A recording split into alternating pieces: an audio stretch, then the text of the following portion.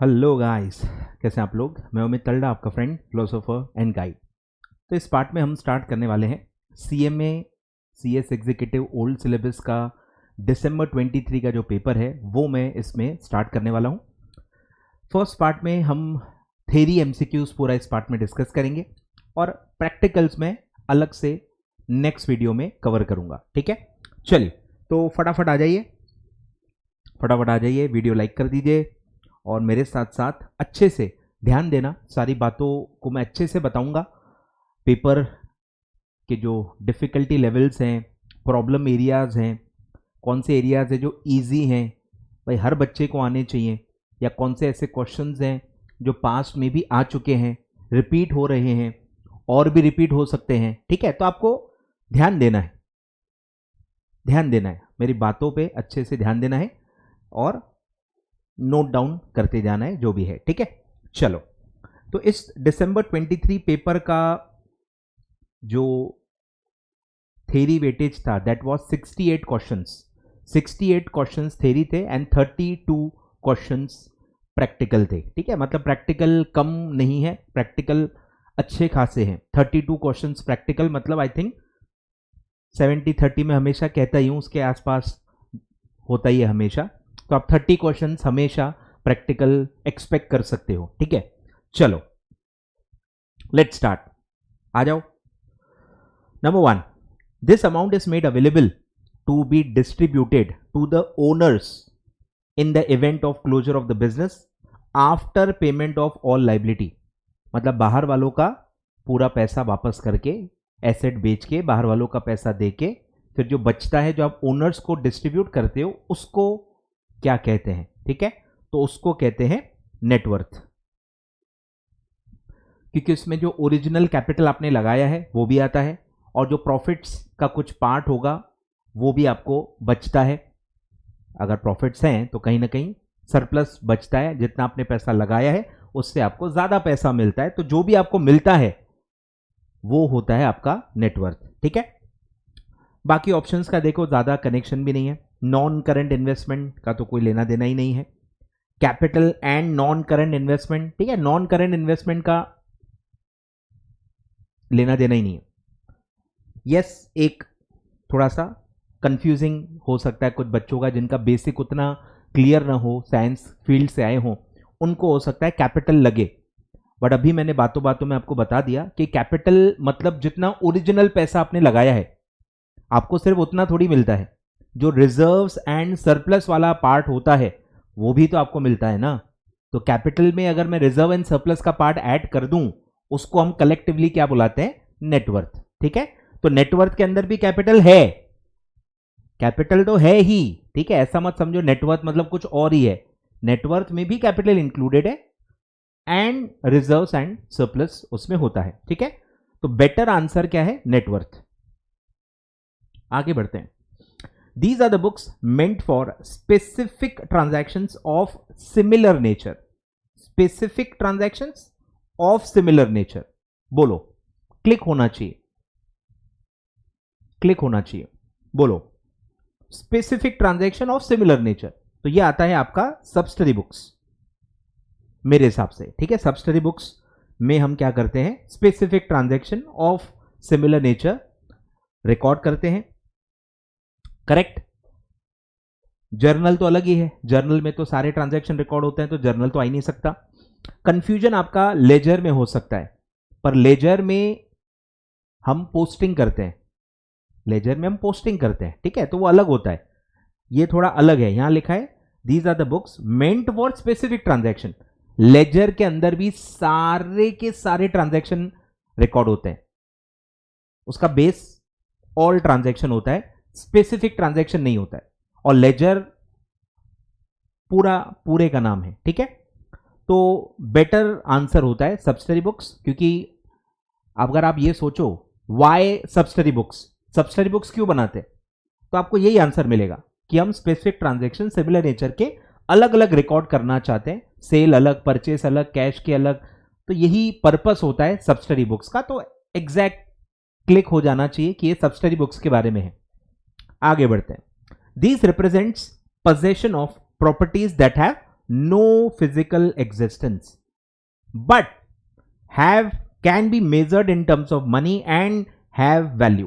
तो ये दो वर्ड्स का कॉम्बिनेशन आंसर आपको आ जाना चाहिए, जिनका फिजिकल सब्सटेंस नहीं होता है पर जिनकी वैल्यू होती है, वैल्यू होती है, तो वो क्या होते हैं? इनटेंजिबल रियल अकाउंट या इनटेंजिबल एसेट्स, जो भी बोलो। तो इनटेंजिबल एसेट्स का ये कॉम्बिनेशन होता है no physical substance but has a value. और अगर मैं यहां कर दूं कि and do not have value, तो वो आ जाता है fictitious assets, no physical existence and no value in terms of money, उसको आप कहते हो फिक्टिशियस एसेट्स। ठीक है, इसी को मॉडिफाई करके क्वेश्चन बन सकता है। आगे बढ़ते हैं। These accounts always have debit balance. ठीक है, बचपन का क्वेश्चन है, रियल अकाउंट्स। आई होप इतना, अगर इसमें भी देखो आपको डाउट है ना, मैं आपको इंडिकेटर्स बता रहा हूं कि कुछ तो गड़बड़ है। अगर इसमें किसी भी बच्चे को प्रॉब्लम है तो वो ये बोल ही नहीं सकता कि हाँ मुझे बेसिक आते हैं, मेरा बेस बहुत स्ट्रांग है। अगर इसमें आपको प्रॉब्लम है मतलब आपका बेस क्लियर नहीं है, ये इंडिकेटर है, क्योंकि ये बचपन का क्वेश्चन है 11th स्टैंडर्ड का, कि रियल अकाउंट में ही हमेशा डेबिट बैलेंस होता है, रियल अकाउंट में क्रेडिट बैलेंस आ ही नहीं सकता। इतना ये मतलब बेसिक क्वेश्चन है। ठीक है, इसमें किसी को भी कोई डाउट नहीं होना चाहिए। ठीक है, आगे बढ़ते हैं। फिर ये भी बहुत इजी है, dash is the quick reference of all the balances. सारे बैलेंसेस की समरी होती है ट्रायल बैलेंस। याद आ रहा है? कितना इजी है, सोचो। जर्नल में बैलेंसेस नहीं आते, सब्सिडरी बुक में भी बैलेंसेस नहीं आते, एक आध में आता होगा, सब में बैलेंसेस नहीं आते, वो पोस्ट होते हैं आगे। कैश बुक भी, ठीक है, quick reference to all the balance नहीं होता। कैश बुक में सिर्फ कैश एंड बैंक आएंगे, ऑल द बैलेंसेस थोड़ी आएंगे। ऑल द बैलेंसेस कहां आते हैं? ट्रायल बैलेंस में। ठीक है, मतलब मैं बता रहा हूं, अगर इसको भी आप एक काम करना, मैं ई डालते जाता हूं। ऑलमोस्ट अभी तक सारे ई वाले ही हैं, सारे इजी हैं, अभी तक एक भी टफ नहीं है। 5 के 5 क्वेश्चन स्टार्टिंग के सबसे इजी क्वेश्चंस हैं। ठीक है, आगे बढ़ते हैं। अब ये आ गया केस स्टडी ड्रिवन। ये टफ था, ये टफ था। ठीक है, ये अच्छा खासा टफ था। ये चैप्टर नंबर 2 पे है, जो आप एक क्लॉज पढ़ते हो कि 5% से ज्यादा जो भी लोग शेयर होल्डिंग रखते हैं आपकी कंपनी में, उनका आपको सेपरेट डिस्क्लोजर देना होता है।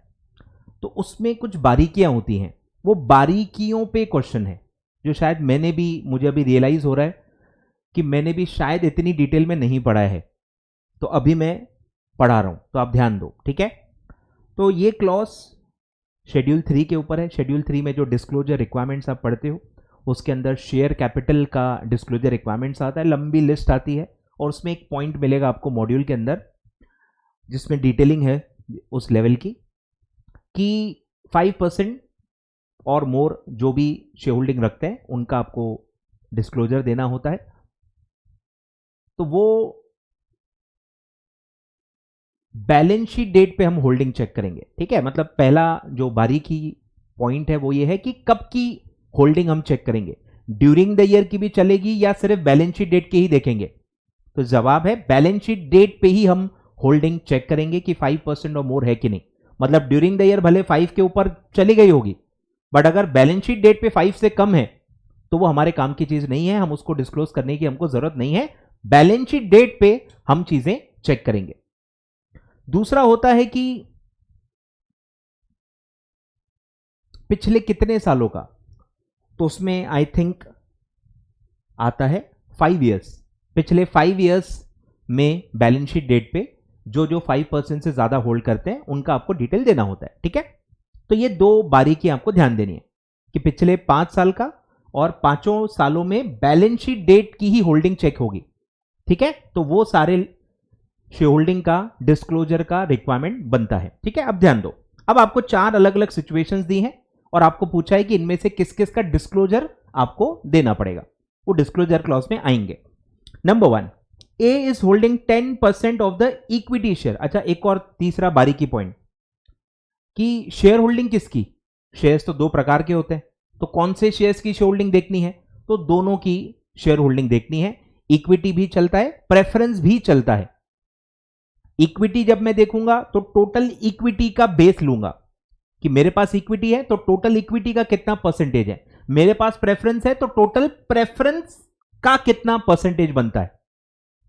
कैटेगरी वाइज इक्विटी का निकाल रहे हो तो इक्विटी के बेस पे निकलेगा, प्रेफरेंस का निकाल रहे हो तो प्रेफरेंस के बेस पे निकलेगा, दोनों इसमें आते हैं। ठीक है, तो 10% 5 से ऊपर है, इक्विटी चलता है, बैलेंस शीट डेट पे ही है, तो ये रिक्वायर्ड है, इसका डिस्क्लोजर देना पड़ेगा। ए की जो शेयर होल्डिंग है उसका डिस्क्लोजर कंपनी को देना पड़ेगा। फिर है बी इज होल्डिंग 10%, ठीक है, 5 से ऊपर है, प्रेफरेंस शेयर्स है, कवर्ड है, बैलेंस शीट डेट पे ही है, ये भी कवर्ड है, तो ये भी रिक्वायर्ड आएगा। फिर है सी हेल्ड 20%, 5 से ऊपर है, इक्विटी शेयर्स चलता है till 25 March of the respective balance sheet year, सिर्फ 25 मार्च तक ही वो होल्ड कर रहा था और उसने बेच दिया, मतलब 31 मार्च को वो शेयर होल्डर ही नहीं था। तो ड्यूरिंग द ईयर अगर आप 5 से ऊपर होल्ड करते हो उससे कोई फर्क नहीं पड़ता, उसकी डिस्क्लोजर रिक्वायरमेंट नहीं होती है। ठीक है, तो ये नहीं आएगा क्योंकि ये बैलेंस शीट डेट पे होल्ड नहीं कर रहा है। फिर है D held 25 which is more than 5%, चलता है during some period in the 5 years immediately previous current year balance sheet date. तो सम पीरियड बीच में आपने कभी तो भी होल्ड किया था, मतलब बैलेंस शीट डेट पे ये भी शेयर होल्डर नहीं है। ठीक है, तो ये भी नहीं आएगा। तो कौन कौन रिक्वायरमेंट में आएगा, 1 and 2 ओनली। तो ये अतरंगी सा पहली बार ऐसा क्वेश्चन आया है। ठीक है, ये फर्स्ट टाइम आया है। ठीक है, मुझे भी नहीं लगता था इतना बारीकी क्वेश्चन आएगा, और मैंने हमेशा से आपसे कहा है सीएम में हो या एफएमएसएम हो, 8 से 10 क्वेश्चन छोड़ दो, भगवान के ऊपर छोड़ दो, आईसीएसआई के ऊपर छोड़ दो, वो आपको झटका ही देगी, उसके लिए आप प्रिपरेशन नहीं कर सकते आए ख्याल में। तो ये वन ऑफ दैट क्वेश्चन है कि इतनी बारीकी में, ठीक है, नहीं जा पाते हैं या रिवाइज नहीं कर पाते हैं। वन टाइम आपने रेगुलर स्टडी में हो सकता है पढ़ भी लिया हो, बट अगर आप एग्जाम के पहले रिवाइज नहीं करके जाओगे तो आपको कंफ्यूजन तो होगा ही। ठीक है, आगे बढ़ते हैं। ये भी एक्चुअली ये सीए की बुक से है, एक टिपिकल सीए की बुक का एक क्वेश्चन आता है, एएस बेस्ड है, एएस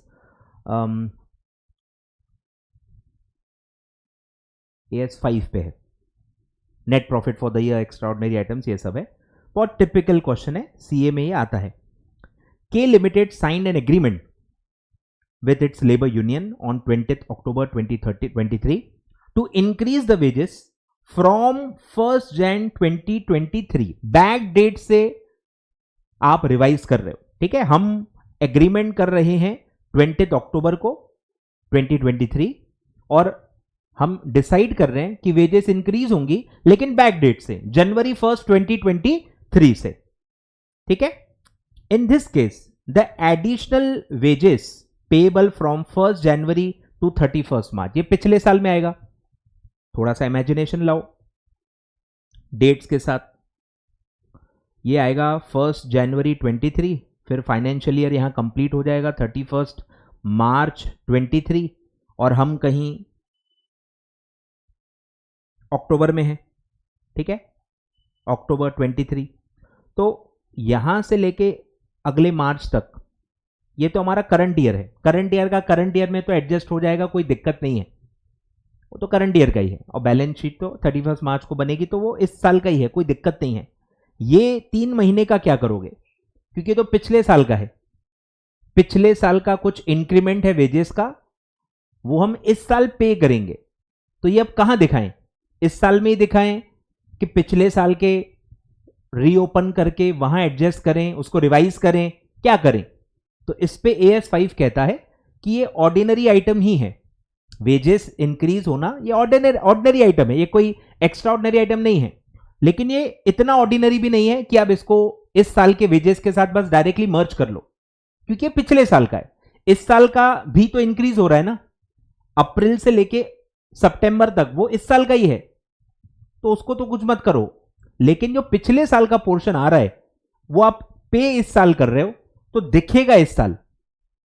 पहली चीज, बैक डेट में एडजस्ट नहीं कर सकते, इसी साल में ही दिखाना है। अब पता कैसे चलेगा कि पिछले साल का है, उस साल पे हुआ है, तो इसीलिए उसमें रिक्वायरमेंट आती है कि अलग से दिखाओ, करंट ईयर में ही दिखाओ, करंट पीएनएल में ही दिखाओ, लेकिन सेपरेटली दिखाओ, ताकि लोगों को पता चले कि ये 3 महीने का पिछले साल का इस साल में दिया है। क्लियर है क्या? तो ये AS5 कहता है। ठीक है, तो ऑप्शंस पढ़ लेते हैं। should be shown by adding with the wages of accounting year 23-24 in the P&L of 23-24। ठीक है, मतलब ये बोल रहे हैं ऐड कर दो, मतलब आपको अलग से पता ही नहीं चलेगा।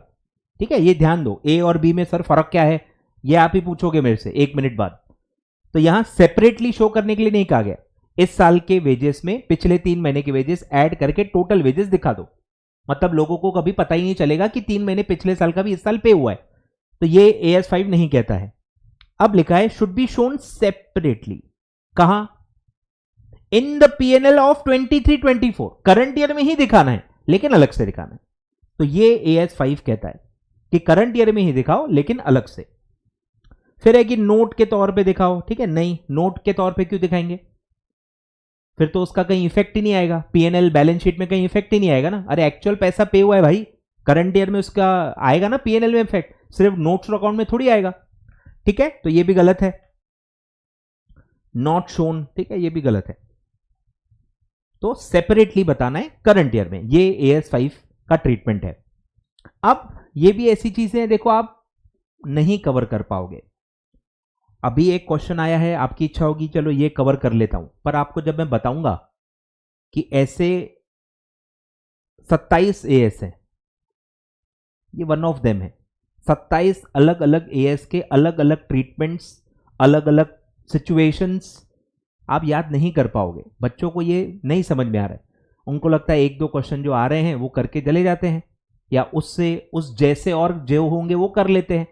अरे पर उस जैसे बहुत सारे हैं, 27 ओल्ड AS हैं, इंड AS अलग हैं, IFRS अलग हैं, तो रायता बहुत फैला हुआ है। आपको पूरा रायता पता नहीं है, आपको पूरा रायता पता ही नहीं है ना, इसलिए आपको इजी लग रहा है। जब आप पूरा पढ़ोगे तो आपको लगेगा मैं क्यों किया मैंने ये सब, मैंने छोड़ दिया था वही अच्छा था। आए ख्याल में? तो ऐसे बहुत सारी चीजें हैं, बहुत टेक्निकल चीजें हैं। ये तो फिर भी मैं कहूंगा काफी इजी है। धीरे धीरे आप ऐसे ऐसे चीजों के बारे में पढ़ोगे जो आपके पूरे सिलेबस में कहीं है ही नहीं, तो आप उसको समझ ही नहीं पाओगे कि ये क्या है। इम्पेयरमेंट, ऐसे इम्पेयरमेंट लॉसेस ये क्या होता है, सेगमेंट रिपोर्टिंग ये क्या होता है, पता नहीं। ऐसे ऐसे आप अलग अलग टॉपिक्स पढ़ोगे जो आपको नहीं है सिलेबस में, पूरे CS सिलेबस में ही नहीं है। आ रहा है ख्याल में? तो कुछ नहीं कर सकते सर, क्या करे क्या करे, कुछ नहीं कर सकते भाई। 80 मार्क्स का भी अगर आपका पेपर आपको आता है, 80 में से भी आप आराम से 60 ले सकते हो। बस तुक्केबाजी ज्यादा मत करो, तुक्केबाजी जो ज्यादा करेगा वो नेगेटिव में जाएगा। ठीक है, चलो, तो ये टफ था। जो टफ है वो भी मैं लिख के दूंगा। ठीक है, जो टफ है वाकई में टफ है वो मैं टफ लिख के दूंगा। चलो, फिर है बहुत सिंपल, ये भी थोड़ा कंफ्यूजिंग है, काफी बच्चों को कंफ्यूजिंग लगेगा। Profit on sale of investments realised by a manufacturing company. ठीक है, मैं मैन्युफैक्चरिंग कंपनी हूं, इन्वेस्टमेंट खरीदना बेचना मेरा रोज का काम नहीं है, मेरा ऑपरेटिंग एक्टिविटी नहीं है। तो ये कहां दिखेगा? तो ये मेरा वन टाइम है, वन टाइम है ना, लेकिन है तो नॉर्मल इन्वेस्टमेंट खरीदना बेचना। ठीक है, तो ये आता है अदर इनकम में, और ये आप शेड्यूल में भी देखोगे तो फॉर्मेट में कवर्ड है। अदर इनकम का अगर आप शेड्यूल पढ़ोगे वहां पे आपको दिखेगा प्रॉफिट और loss on sale of investment, तो ये सब फॉर्मेट के अंदर कवर्ड है। ठीक है, अदर इनकम में ये दिखता है। फिर ये वाला इजी है, ये मैंने अलग से बहुत बार बताया हुआ है।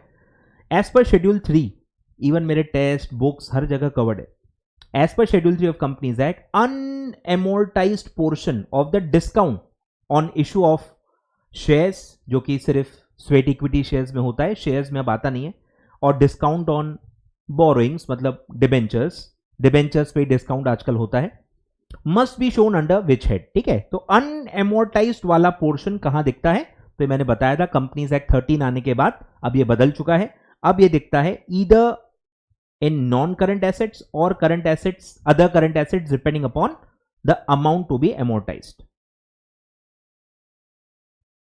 ठीक है, मतलब कितना टाइम है, एक ही साल बचा है एमोर्टाइजेशन का, अब एक ही साल बचा है तो वो करंट आइटम में आ जाएगा। एक से ज्यादा साल बचे हैं एमोर्टाइजेशन के तो वो नॉन करंट आइटम में आएगा। तो नंबर ऑफ ईयर्स कितने बचे हैं उसके ऊपर डिपेंड करता है कि वो कहां क्लासिफाई किया जाएगा। ठीक है,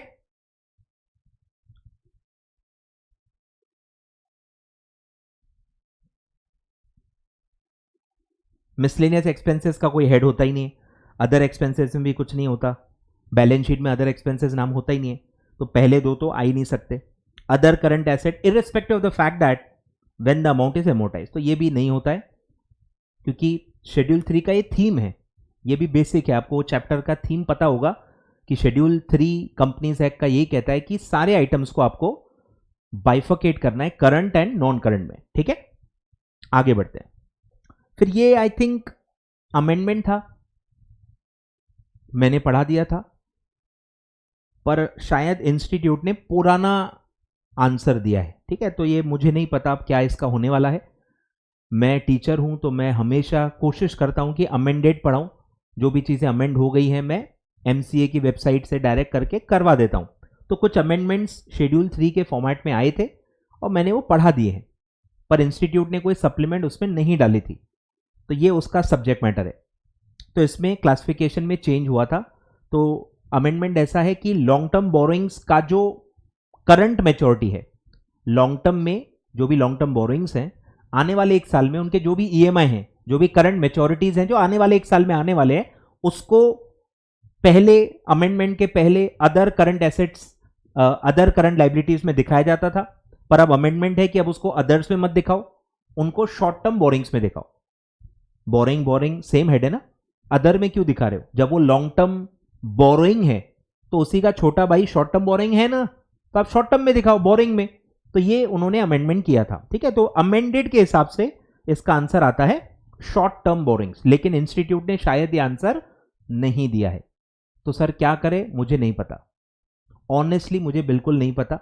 मैं बिल्कुल अब कमेंट भी नहीं करूंगा, आप अपना दिमाग लगाओ, आप कंपनी सेक्रेटरी स्टूडेंट हो, आप देखो आपको क्या करना है, मैं कुछ नहीं बोलूंगा अभी। ठीक है, ये आपका अब जजमेंट है, आपको क्या करना है। और सब इंस्टीट्यूट के ईमेल आईडी आपके पास है, ईमेल आईडी फोन नंबर्स, आप कॉल करो, उनसे पूछो। मेरे को, मैं सीएस इंस्टीट्यूट का करस्पॉन्डेंट नहीं हूं, ठीक है, मुझे नहीं पता क्या करना चाहिए, ना इंस्टीट्यूट ने सेपरेटली कुछ बताया है। तो current मैच्योरिटीज of all long term borrowing should be disclose in the short term borrowings. ठीक है, अमेंडेड लॉ जो आज की डेट में है वो ये है। ठीक है, तो मैं इसी के हिसाब से जाऊंगा, आगे बढ़ते हैं। फिर है थेरी हम पढ़ रहे हैं। ठीक है, a public company can allot it shares if minimum subscription fixed in dash has been subscribe by the public. ये लाइन एज इट इज आती है, तो वो आती है प्रोस्पेक्टस। जो आप प्रोस्पेक्टस इशू करते हो उसमें जो भी आपने मिनिमम सब्सक्रिप्शन बताया है, पढ़ के ही लगता है कि ये कंपनीज एक्ट का लाइन पूछा गया है, ये सेबी का लाइन नहीं पूछा गया है, ये कंपनीज एक्ट के लॉ का है। और कंपनीज एक्ट में हमने पढ़ा हुआ है कि कोई मिनिमम सब्सक्रिप्शन नहीं है, कोई ऐसा परसेंटेज नहीं होता है, कंपनी खुद इवेल्युएट करती है और वो अपने प्रोस्पेक्टस में डालती है और वही उनके लिए मिनिमम सब्सक्रिप्शन होता है। तो इसलिए इसका आंसर आएगा इन द प्रोस्पेक्टस। प्रोस्पेक्टस में जो आप बताओगे, जो लॉ के हिसाब से ही बनाना पड़ता है। प्रोस्पेक्टस कैसे बनता है भाई, लॉ को अप्लाई करके ही बनेगा ना, तो लॉ इनडायरेक्टली फॉलो हो ही रहा है, पर जो प्रोस्पेक्टस में लिखा है उसमें आप बाइंड हो जाते हो। ठीक है, तो क्लियर आंसर है इन द प्रोस्पेक्टस। आगे बढ़ते हैं, ये भी थ्योरी क्वेश्चन है, आई थिंक ये भी पास्ट में आ चुका है, रिपीट हुआ है। ठीक है, रिपीट वाले में अलग से लिख के देता हूं, इस पे आपको ध्यान देना है, फिर से रिपीट हो सकता है। ठीक है, तो ये भी इजी था। ठीक है, इजी बहुत है, मैं बता रहा हूं, 35-40 मार्क तो आपको ऐसे ही मिल जाएंगे। मुझे नहीं पता लोग 40 से भी नीचे कैसे जा सकते हैं, जब 40 क्वेश्चन इजी हैं तो आप 40 से नीचे क्यों जा रहे हो भाई, मतलब ठीक है, तुक्केबाजी ताजा कर रहे हो मतलब। तो ये बायबैक के ऊपर है, सिंपल क्वेश्चन है, बायबैक का जो गैप होता है उस पर क्वेश्चन है। बायबैक का गैप होता है 12 मंथ्स। एक बायबैक अगर आपने कंप्लीट कर दिया है, टेक्निकलिटी क्या है, पहला है कि 1 साल का गैप होता है, कहां से, कंप्लीशन से, उसमें आपको घुमाया जा रहा है। तो एक बायबैक कंप्लीट हुआ, कंप्लीशन से अब अगले 1 साल तक आप फिर से बायबैक नहीं कर सकते। ठीक है, तो गैप, मिनिमम गैप का क्लॉज होता है। A limited company decides to buy back 50,000 equity shares of 20 each at a premium of 15%. ठीक है, यहां उसका कोई ज्यादा काम नहीं है। Earlier, if the company offered buyback scheme on 1st April 2023 to its equity shareholder and closed it on 30th April. तो कौन सी डेट लेंगे, जब उन्होंने ऑफर किया, जब उन्होंने बायबैक कंप्लीट किया. तो बायबैक कंप्लीशन की डेट काम की है 30 अप्रैल से. अब उनका वो 1 ईयर का गैप चालू हो जाएगा. तो वो अब अगला बायबैक कब कर पाएंगे, मतलब गैप कब खत्म होगा, कूलिंग पीरियड कह सकते हो, whatever. From which date the second offer of buyback shall be made available. कब से अब सेकेंड ऑफर वो दे सकते हैं. तो 30 अप्रैल 2023 से एक साल. ठीक है, तो वो आता है 1 मई 2024. क्लियर है क्या, बस एक साल का गैप, वो भी कहां से, क्लोजिंग से, कंप्लीशन ऑफ बायबैक से. ये एक साल आपको देखना है. ठीक है, सिंपल क्वेश्चन है, रिपीट है. आगे बढ़ते हैं. फिर ये भी थोड़ा टेक्निकल है, अगर आपने ध्यान नहीं दिया तो गलती हो सकती है. लिस्टेड कंपनी, ठीक है, वो न हो इसलिए साफ साफ लिखा हुआ है. Listed company, a listed company after completion of the buyback under rule 17 shall file a return in SH11 with, कहां फॉर्म फाइल करना पड़ता है, तो आपको पता है आरओसी में फाइल करना पड़ता है. पर अब यहां ट्रिक क्या है, आरओसी भी है एंड आरओसी एंड सेबी भी है. और जब भी आप कंपनीज एक्ट पढ़ोगे, ये एक्चुअली अकाउंट्स का पार्ट नहीं है, बहुत ज्यादा ही लॉ का अंदर का पूछ लिया है.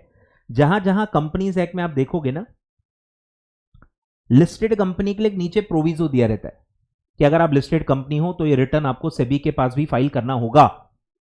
तो ये वो क्लॉज के ऊपर है कि ये लिस्टेड कंपनी है तो आरओसी में तो फाइल करेगी, क्योंकि ये लिस्टेड है तो प्रोविजो के तहत उसको यही रिटर्न सेबी के पास भी फाइल करना पड़ेगा. तो वो प्रोविजो पे है, तो ये मतलब ये दोनों के पास फाइल करना होगा क्योंकि ये कंपनी लिस्टेड है, दिया हुआ है. ठीक है, चलो फिर ये बहुत इजी है, मेरे बुक में भी है, हर जगह है. If sinking fund created for redemption is non cumulative, बोलो, पढ़ा था ना अपने ट्रीटमेंट इंटरेस्ट का ट्रीटमेंट. क्यूमुलेटिव है तो क्या होगा, नॉन क्यूमुलेटिव तो क्या होगा.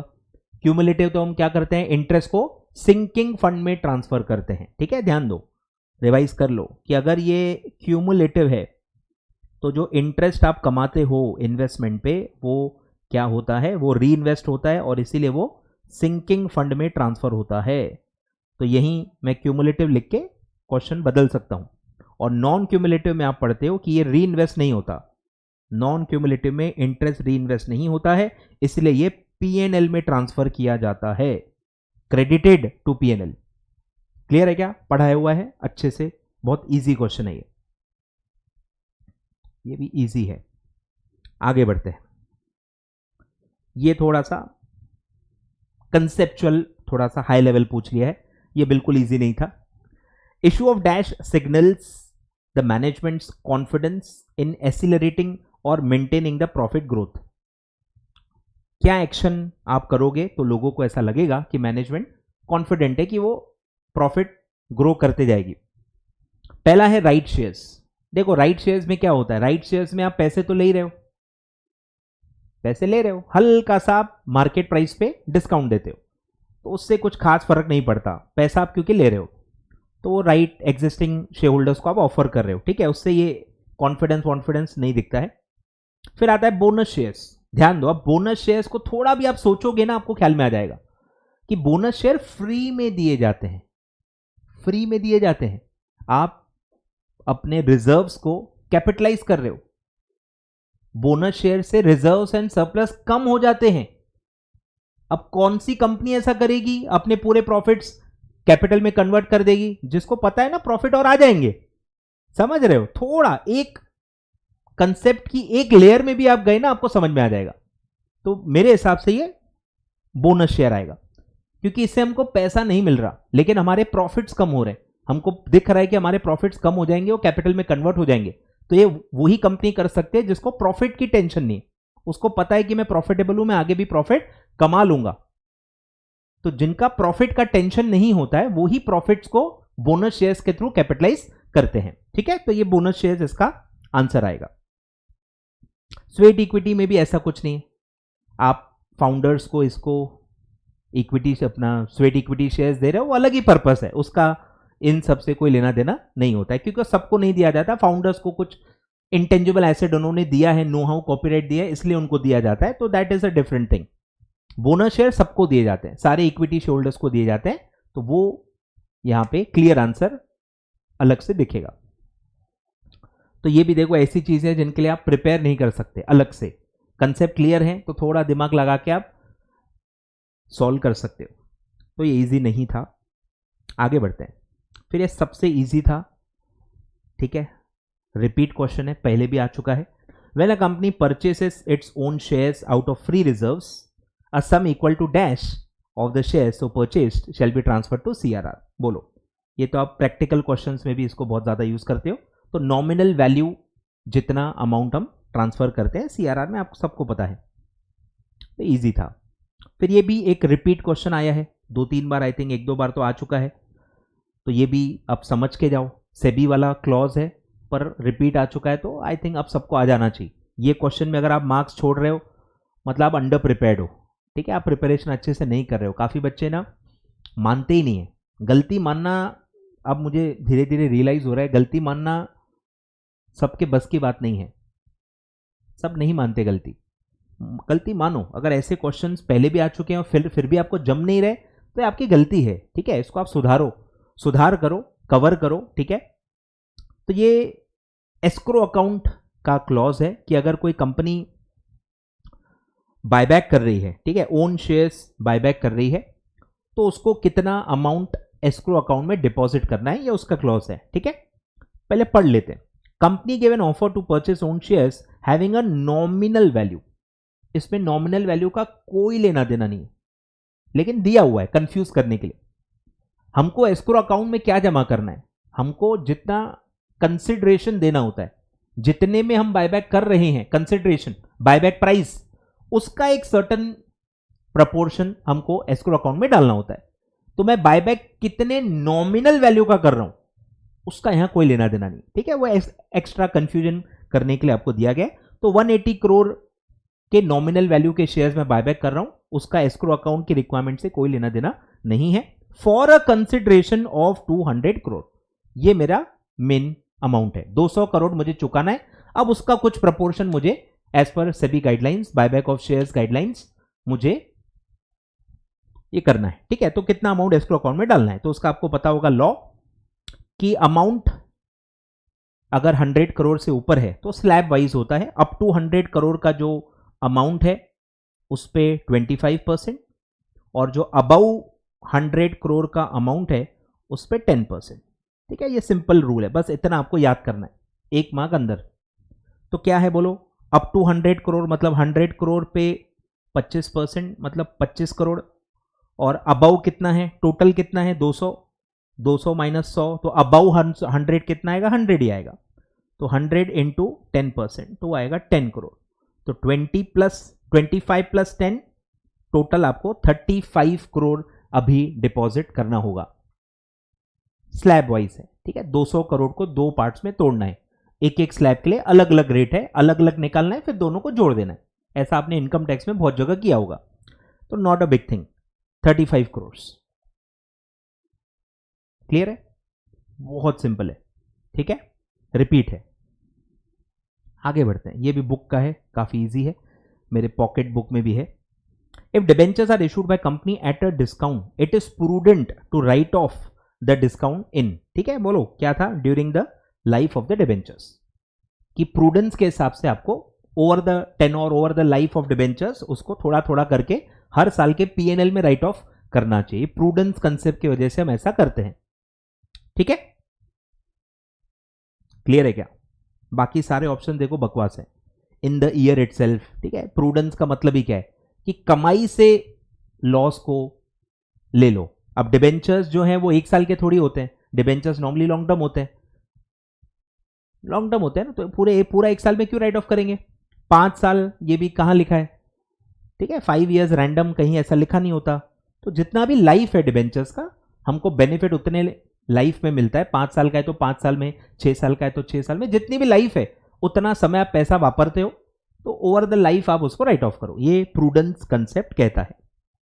आगे बढ़ते हैं। ये भी रिपीट है, मैं शॉक्ड था क्वेश्चन देख के, as it is same question पूरा मतलब इसलिए मुझे लगता है 40 के नीचे आप नहीं जा सकते, पेपर इतना टफ नहीं था, ठीक है। तो as it is same question आ चुका है।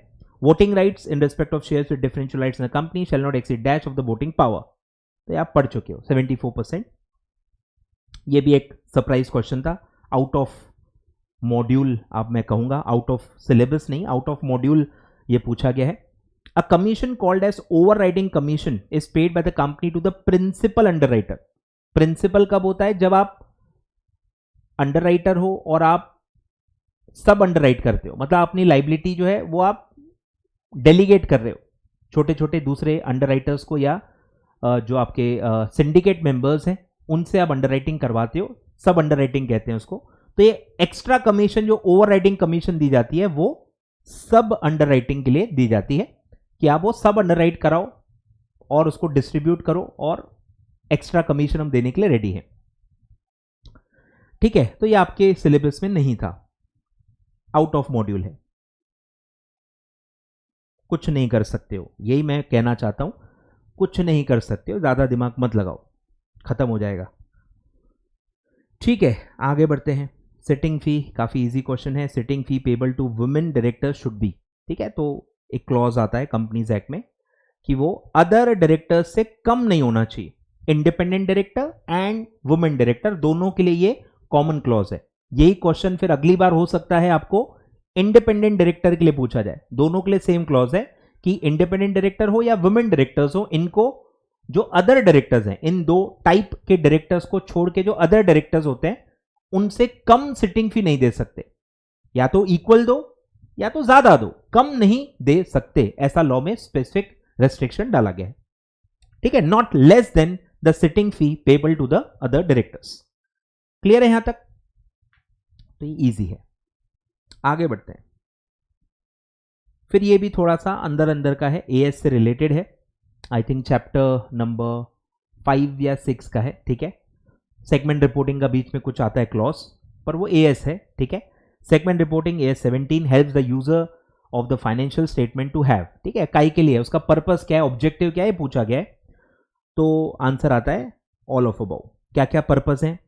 Help the user to have a better understanding of the performance, ठीक है। परफॉर्मेंस अच्छे से आपको समझ में आ जाएगा, क्योंकि परफॉर्मेंस जो प्रॉफिट लॉस है उसको डिवाइड किया जाता है सेगमेंट वाइज, आपको डिटेल में पता चलता है, तो आप बेटर परफॉर्मेंस पीएनएल का जो बाइफिकेशन आपको पता चलता है, ये बिजनेस में से इतना, वो बिजनेस में से इतना, तो परफॉर्मेंस अच्छे से पता चलता है, कौन से बिजनेस कितना कंट्रीब्यूट कर रहे हैं परफॉर्मेंस में आपको पता चलता है। Better assessment of the risk and return, ठीक है। हर बिजनेस में अलग अलग रिस्क है, आप एक से ज्यादा बिजनेस कर रहे हो तभी आप सेगमेंट रिपोर्टिंग में आते हो, तो कौन से बिजनेस में कितना रिस्क है, फिर उसमें आप कितना कमा रहे हो, या आप रिस्क रिटर्न देख सकते हो, क्योंकि स्प्लिट होकर अलग अलग बिजनेस का प्रॉफिट आपको दिखता है। And a more inform judgement about the enterprise as a whole. As a whole आपको कंपनी की बेटर अंडरस्टैंडिंग मिलती है जब आपको डिवाइड करके पता चलता है। इसका सिंपल एग्जांपल देता हूं कि आपका जैसे बोथ ग्रुप का अगर रिजल्ट है, बोथ ग्रुप में मैं आपको कह रहा हूं कि आपको 800 में से 400 मार्क है, तो आपको एक अंडरस्टैंडिंग आएगी, ठीक है, 50% है। फिर जब मैं आपको ब्रेकअप दूंगा कि सारे पेपर्स में इतना इतना इतना इतना है, तो आपको टोटलिटी में और बेटर समझ में आएगा कि ब्रेकअप जब पता चलता है तो ब्रेकअप तो समझ में आता ही है, ओवरऑल भी और बेटर वे से समझ में आता है।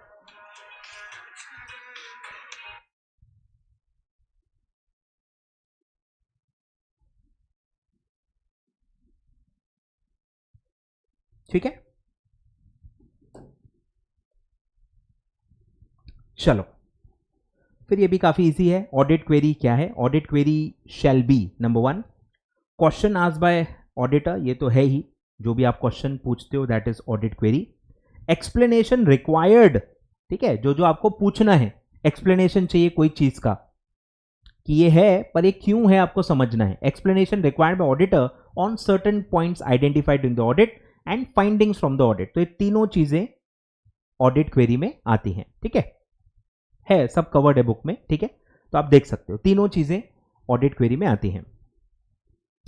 जब मैं एनी ऑफ अबव कह रहा हूं तो उसमें ए भी आ गया, काफी बच्चों को ये समझ में नहीं आता, ये जो एमसीक्यू का पैटर्न है वो ख्याल में नहीं आता कि जब ऑल या एनी होता है तो इंडिविजुअल सारे पॉइंट उसके अंदर भी हैं। जब मैं डी कह रहा हूं मतलब उसमें ए भी आ गया।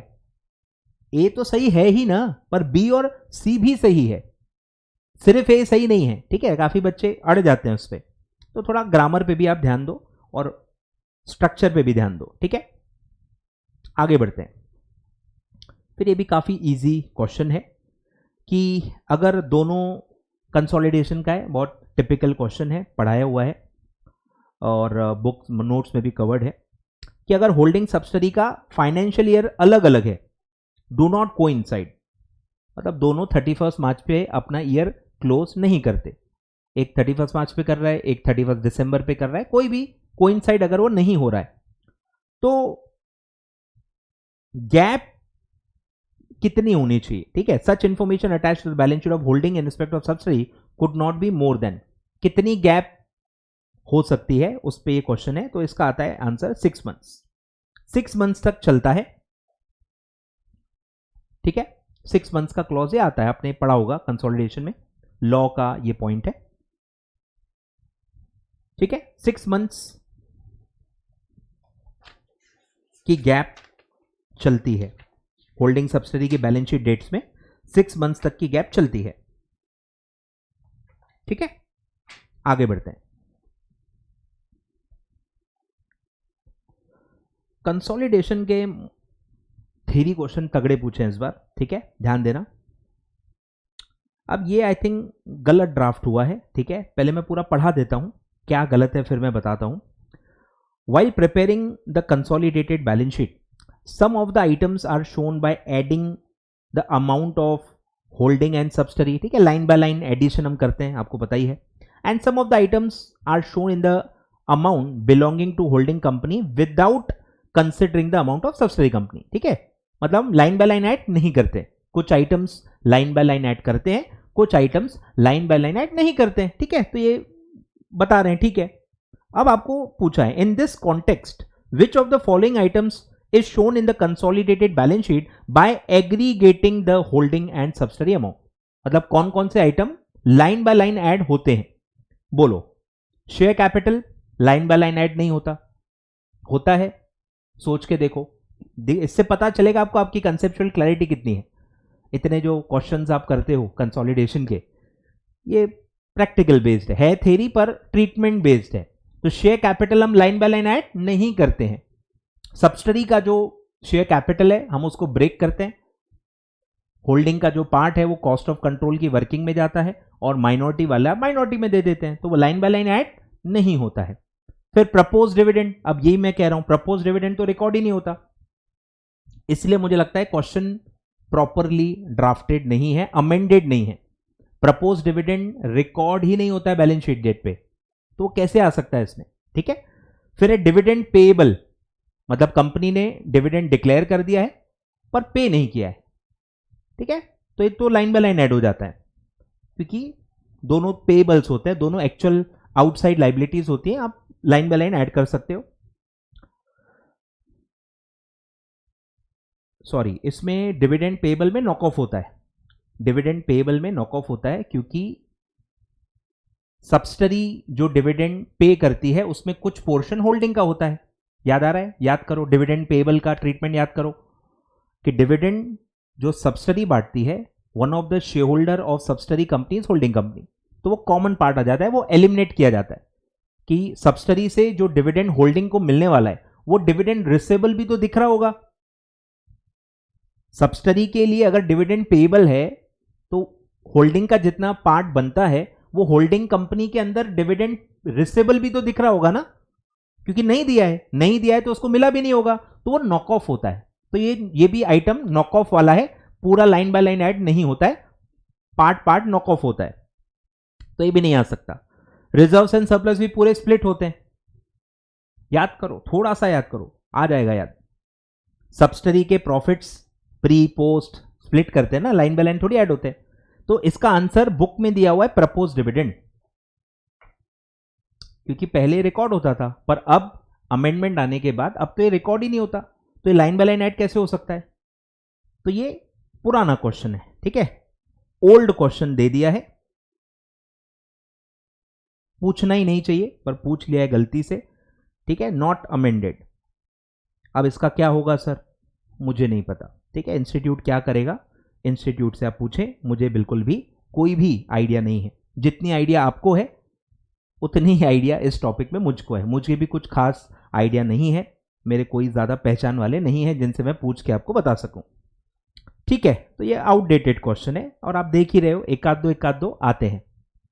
एक आध को इग्नोर करना मेरे हिसाब से ज़्यादा समझदारी होती है, ठीक है। अभी भी 70-80 क्वेश्चन हैं, 85 क्वेश्चन है जो सही हैं, जो आप सॉल्व कर सकते हो, तो आपको मुझे नहीं लगता टेंशन लेने की जरूरत है। आगे बढ़ते हैं। ये भी बहुत अच्छा टेक्निकल क्वेश्चन है, टेक्निकल है, ठीक है, ये सबको नहीं आएगा। विच of the following profit and loss on revaluation of fix assets of subsidiary, ठीक है, एडजस्टमेंट समझो कौन सी है जो हम रिवैल्यूएशन करते हैं सब्सिडरी कंपनी का, उस पे उसकी ट्रीटमेंट पे क्वेश्चन है। Should be treated as revenue item, कब मतलब इसको हम रेवेन्यू आइटम मानते हैं, ये आपको पूछा गया है। And adjusted with the balance of profit and loss account of the holding company while preparing the consolidated PNL. तो याद करो रिवैल्यूएशन का हम क्या करते हैं। अब नॉर्मली हम रिवैल्यूएशन पे हमने प्रॉफिट ही देखा होता है, क्वेश्चंस में भी जितने एडजस्टमेंट्स आपने पढ़े थे वो प्रॉफिट के ही थे, पर ये एलिमेंट लॉस का है, इसलिए हो सकता है आपसे रह गया वो पढ़ना, या पढ़ा होगा भूल गए होंगे, चांसेस ज्यादा हैं उसके। तो प्रॉफिट होता है तो हम क्या करते हैं, हम उसको कैपिटल नेचर का मानते हैं और प्री के हिसाब से उसको एडजस्ट करते हैं। तो प्रॉफिट जब भी होता है, ध्यान दो, आप पूरे ऑप्शंस पढ़ लेते हैं। Profit related to period after the date of acquisition by holding company, profit related to period before the date of acquisition of shares by holding company, मतलब ये एक पोस्ट, ये एक प्री। प्रॉफिट प्रॉफिट, फिर एक ही लॉस का है, loss relating to the period after the date of acquisition of shares by the holding company, ठीक है, ऑल ऑफ अबव। तो पूछा क्या है कि कौन सा आइटम रेवेन्यू है, रेवेन्यू नेचर का क्या है इसमें आपको पूछा है। अब भी मैंने आपको बता दिया कि रिवैल्यूएशन का जो प्रॉफिट होता है, अगर वो पहले प्री का है तो भी वो कैपिटल नेचर का ही होता है, उसको हम प्री एक्विजिशन मानते हैं। और जब वो पोस्ट एक्विजिशन का है, एक्विजिशन के बाद रिवैल्यूएशन हो रहा है, बट स्टिल उसको प्री एक्विजिशन मानते हैं क्योंकि वो कैपिटल नेचर का है, मतलब वो रेवेन्यू नेचर नहीं माना जाता, वो कैपिटल नेचर का ही आइटम माना जाता है और उसका ट्रीटमेंट प्री के जैसा ही होता है, पर कैपिटल नेचर का माना जाता है, इसीलिए वो किया जाता है। ये हमारा रोज का काम नहीं है, सब्सिडरी कंपनी के एसेट्स को रिवैल्यू करके प्रॉफिट कमाना ये हमारा रोज का काम नहीं है। तो प्रॉफिट में हम उसको हमेशा कैपिटल नेचर का ही मानते हैं, लेकिन लॉस में ऐसा नहीं है क्योंकि हम कंजर्वेटिज्म फॉलो करते हैं। याद आ रहा है, प्रॉफिट है तो ट्रीटमेंट अलग होता है, लॉस है तो ट्रीटमेंट अलग होता है, प्रूडेंस, कंजर्वेटिज्म, ये आपने पढ़ा ही होगा बेसिक्स में। तो उसके वजह से ये एक रूल है कि अगर लॉस है और पोस्ट का है तो वो कैपिटल नेचर का आप नहीं मान सकते, उसको रेवेन्यू नेचर का मान के उस साल में राइट ऑफ कर दो, उसको आप कैपिटल नेचर का नहीं मान सकते। तो ये आपका ऑप्शन आता है, थ्योरी के अंदर मॉड्यूल में ये दिया हुआ है। प्रॉफिट का ट्रीटमेंट अलग होता है, लॉस का ट्रीटमेंट अलग होता है। आए कुछ समझ में? तो मैं आपको एक टेबल बना के देता हूं, ठीक है, ध्यान दो आगे के लिए, ठीक है। गलती से रिपीट हो गया तो भैया मेरे वीडियो का कुछ तो फायदा हो, ठीक है। तो एक है प्रॉफिट, एक है लॉस, एक है प्री, एक है पोस्ट, ऐसे चार सिचुएशंस होते हैं, चार सिचुएशंस होते हैं। प्री में प्रॉफिट हो या लॉस हो, दोनों कैपिटल नेचर का मान के उसका ट्रीटमेंट अलग ही होता है, वो पीएनएल में एडजस्ट नहीं होता है, मतलब दोनों कैपिटल नेचर का एडजस्टमेंट होता है। और पोस्ट में अलग अलग होता है, पोस्ट में भले प्रॉफिट हो स्टिल वो कैपिटल नेचर का ही माना जाता है क्योंकि हमारा रोज का काम नहीं है, रेवेन्यू आइटम नहीं है। और यहां बस एक आता है कि ये रेवेन्यू आइटम माना जाता है और इसीलिए करंट ईयर के पीएनएल में उसको एडजस्ट करने के लिए कहा जाता है। लॉस प्रॉफिट से एडजस्ट होगा ना, वो भी एक हिंट है उसमें, तो ये आप बना लो।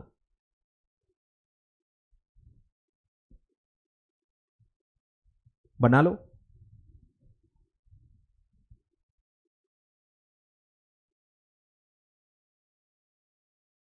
ठीक है, आगे बढ़ते हैं। फिर है which one of the following is not a corrective measure to improve the EVA. I think ये भी रिपीट हुआ है। Reducing the asset turnover ratio,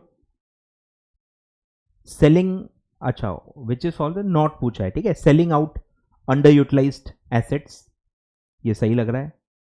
under utilise asset बेचेंगे तो ईवीए इंप्रूव होगा, ये इंप्रूव वाला है, अपन को नॉट पूछा है।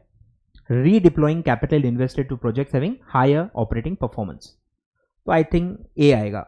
रिड्यूसिंग लिखा है जबकि वो इंक्रीजिंग होना चाहिए, इंप्रूविंग। अगर आप एसेट टर्नओवर रेशियो इंप्रूव करते हो तो उससे आपका ईवीए बढ़ता है, एसेट टर्नओवर कम करोगे तो उससे आपका ईवीए और कम होगा, ठीक है।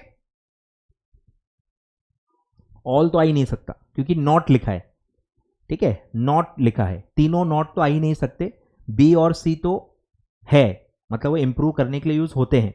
ए वाला है बस जो उल्टा दिया है, तो वो नॉट में आएगा। क्लियर है, तो इजी है, ये भी आ चुका है इस टाइप पे पहले क्वेश्चंस। ये भी आई थिंक मैंने 2-3 अटेम्प्ट पहले ये सब आपको बता दिया था कि कौन से क्लॉज ऐड हुए हैं कारो 2020 में, कारो 2016 के कंपैरिजन में क्या क्या नए क्लॉज ऐड हुए हैं। मैंने पास पेपर के कोई तो वीडियो में बता दिया है और मैंने सारे पॉइंट्स लिखवा के भी दे दिए थे, उसी पे देखो क्वेश्चन आ चुका है, ठीक है, तो ध्यान देना।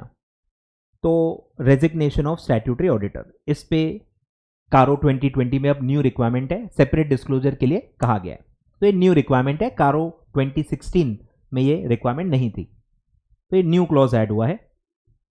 तो ये सब बता दिया ऑलरेडी, आप ऑलरेडी मुझे फॉलो करते हो तो आपको सब पता होगा। ये भी एक थोड़ा सरप्राइजिंग क्वेश्चन पूछ लिया है, काफी लॉ बेस्ड थोड़े से अंदर के क्वेश्चन पूछे जा रहे हैं, ठीक है। तो लॉ बेस्ड थोड़े से अब आप पढ़ो, एक्सपेक्टेशन नहीं होती कि यार अकाउंट्स का पेपर है तो लॉ ज्यादा नहीं पूछना चाहिए, दो चार क्वेश्चन ठीक है, पर थोड़े ज्यादा ही पूछ लिए हैं, ध्यान दो। तो ये साइनिंग के बारे में है, कंपनी लॉ अगर आपका पहले हो गया है तो आपको काफी आसानी से ये जम जाएगा। Board report and annexures thereto of a company shall be signed by the chairperson and if authorized by the board, और अगर वो नहीं है ऑथराइज तो कौन साइन करेगा। साइनिंग ऑफ बोर्ड रिपोर्ट के बारे में है, तो ये आता है at least 2 director one of home shall be MD, ठीक है, आपने पढ़ा होगा कंपनी लॉ में काफी जगह ये क्लॉज आता है, ठीक है। लॉ बेस्ड क्वेश्चन है, आगे बढ़ते हैं। फिर ये भी सिंपल है, which of the following items are taken into account, are taken into account, ठीक है। कैश फ्लो में किसको हम अकाउंट फॉर करते हैं while preparing cash flow statement under AS3, तो आपको लिस्ट दी है, 4-5 लिस्ट हैं और उसमें से कौन सा है फिर आपको बताना है, ठीक है। तो एक एक के बारे में आपको सोचना पड़ेगा। बोलो, पहला है बोनस इशू, नॉन कैश होता है तो हम इसका इफेक्ट नहीं लेते हैं। डिविडेंड रिसीव्ड, ठीक है, एक्चुअल पैसा मिल रहा है तो इसका इफेक्ट आता है। Surplus on revaluation, revaluation non cash होता है तो इसका भी इफेक्ट नहीं आता। अक्यूमुलेटेड प्रॉफिट, जो पास्ट का अक्यूमुलेटेड प्रॉफिट है तो उसका भी कोई इफेक्ट नहीं आता, वो करंट ईयर में कुछ रिसीव थोड़ी हो रहा है। फिर है प्रपोज डिविडेंड, वो तो रिकॉर्ड ही नहीं होता, एक ही आइटम है which is dividend received which is clause 2, तो आंसर आएगा बी। सिंपल है, कंसेप्ट क्लियर होंगे जितने उतना आपको इजी लगेगा। कंसेप्ट में अगर गड़बड़ है तो आपको छोटी छोटी चीजें भी कंफ्यूजिंग लगेंगी या आपको टफ लगेंगी, ठीक है, तो आप समझदार को इशारा काफी है। तो ये सब बहुत इजी कंसेप्चुअल चीजें हैं, ये भी काफी कंसेप्चुअल था। With the help of cash flow statement users can assess the reliability of, ये इनडायरेक्ट मेथड का पॉइंट है कि इनडायरेक्ट मेथड में हम क्या करते हैं, नेट प्रॉफिट से स्टार्ट करते हैं और उसको हम एडजस्ट करते करते हम कैश फ्लो लेते हैं। तो यही मेथड है, इनडायरेक्ट मेथड से जो आप निकालते हो उसी से पता चलता है कि हमारा प्रॉफिट कितना है और उसके मुकाबले हमने कैश फ्लो कितने जनरेट किए।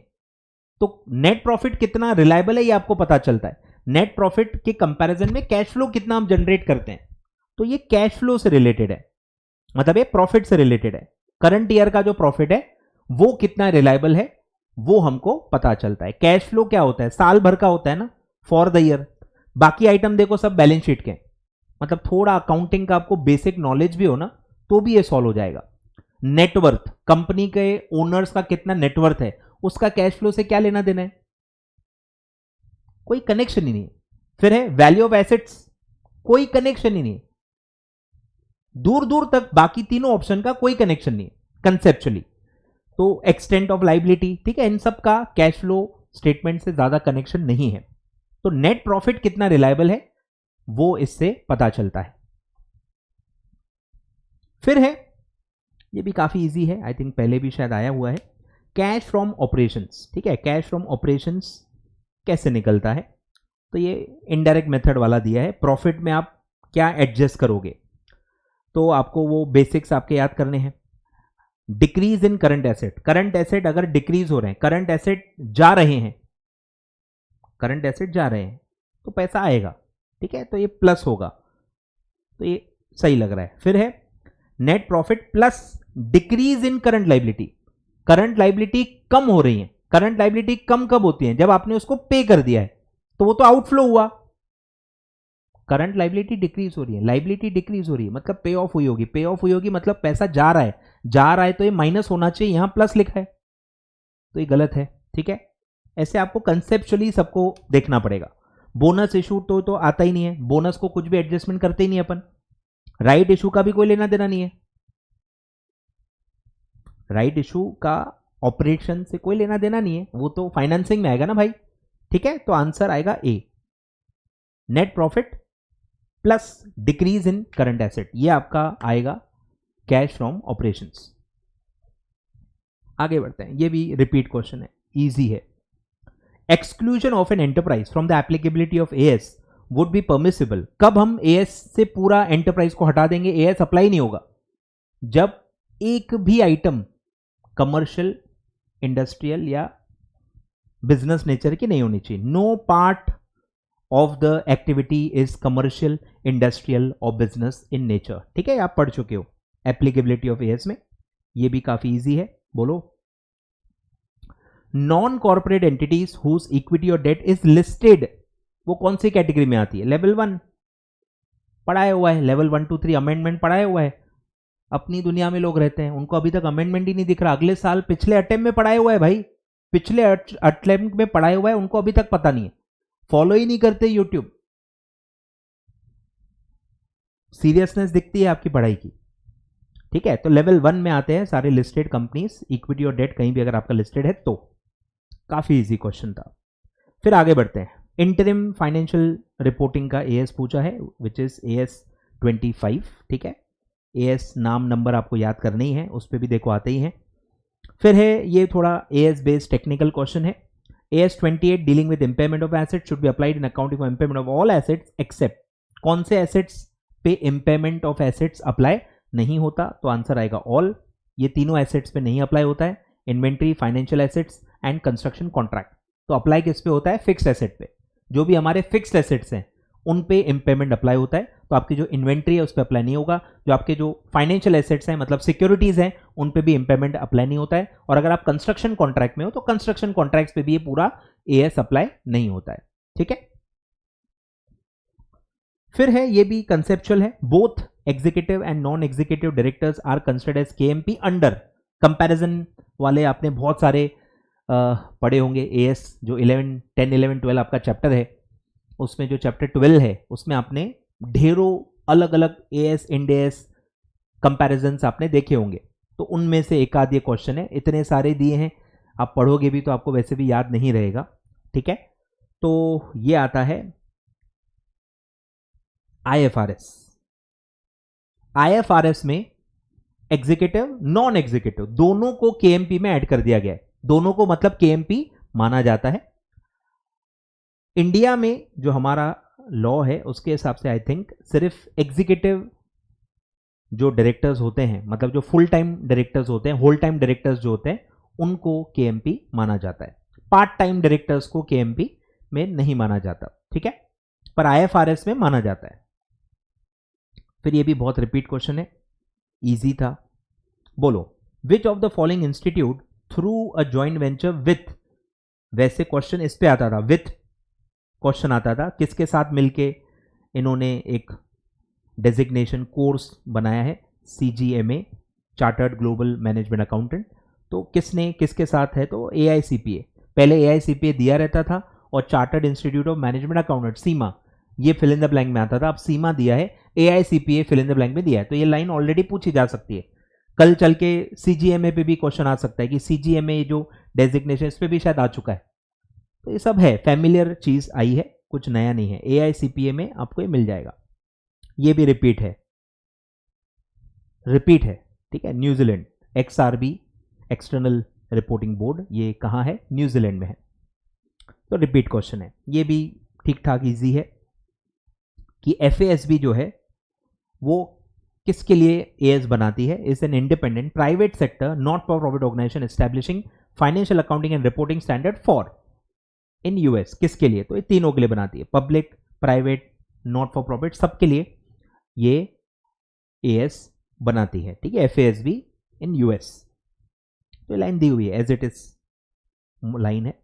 फिर ये भी आई थिंक मैंने कुछ एक वीडियो दी थी, AS इंड AS के कुछ इंपॉर्टेंट 20 पॉइंट्स मैंने करवाए थे। आई थिंक ये उसमें से आया हुआ है, ठीक है, मैंने दिया हुआ है। इस वीडियो के भी डिस्क्रिप्शन में मैं उसका लिंक दे देता हूं।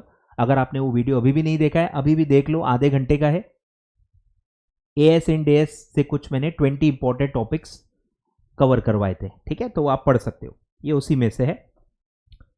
As a part of accounting policy for valuation of intangible assets, Ind AS 28 permits, ठीक है। तो इंड AS दोनों परमिट करता है, revaluation as well as cost model. और जो पुराना AS है, ओल्ड AS 26 इंटेंजिबल एसेट का, वो सिर्फ कॉस्ट मॉडल अलाउ करता है। कंपैरिजन में मैंने पॉइंट बताया था, तो ये इंड AS पे पूछा गया, ये दोनों मॉडल्स अलाउ करता है। फिर इसमें भी ये क्वेश्चन मॉड्यूल में लाइन एज इट इज दी है और वो गलत है, पढ़ाते वक्त मैंने बताया हुआ है, और इसीलिए इंस्टीट्यूट ने भी दो दो आंसर दिए। इंस्टीट्यूट ने भी दो दो आंसर दिए हुए हैं। काफी बच्चे जो टेंशन लेते हैं उनके लिए हिंट है कि टेंशन मत लो, कहीं अगर क्वेश्चन गलत है कुछ है तो काफी बार इंस्टीट्यूट भी कवर अप कर लेती है। तो इसके आई थिंक 2 आंसर दिए इंस्टीट्यूट ने। 55 अगर आप देखोगे, दोनों आंसर है, बी भी है और सी भी है, ठीक है। तो आई थिंक क्या है पहले पढ़ लेते हैं। MVA market value added is positive, market value added positive है, मतलब आपने मार्केट वैल्यू एड की है, तो आपका market to book value ratio क्या आएगा, ये पूछा गया है, ठीक है। Market to book value ratio क्या होता है, market value upon book value, ठीक है। आपने मार्केट वैल्यू एड की है, मार्केट वैल्यू एड की है, इसका क्या मतलब है कि आपकी मार्केट वैल्यू आपकी बुक वैल्यू से ज्यादा है, मतलब आपका न्यूमरेटर डिनोमिनेटर से ज्यादा है। जब भी न्यूमरेटर डिनोमिनेटर से ज्यादा होता है तो आंसर मोर देन 1 आएगा, ठीक है। तो ये आता है, पर मॉड्यूल में लेस देन 1 की लाइन दी हुई है, इसीलिए लेस देन 1 को भी सही दिया गया है, ठीक है। मॉड्यूल में आई थिंक लेस देन 1 दिया है, और ये मैंने पढ़ाते वक्त अपने लेक्चर बायस को, इवन रिवीजन लेक्चर्स में भी ये बताया हुआ है कि कंसेप्चुअली गलत है, लेस देन 1 नहीं आ सकता, ठीक है, क्योंकि मार्केट टू बुक वैल्यू का रेशो यही होगा, market value to book value, मतलब मार्केट वैल्यू न्यूमरेटर में आता है, बुक वैल्यू डिनोमिनेटर में आएगा, नाम में ही फॉर्मूला है। आगे बढ़ते हैं, ये भी काफी इजी है, सब इजी वाले हैं।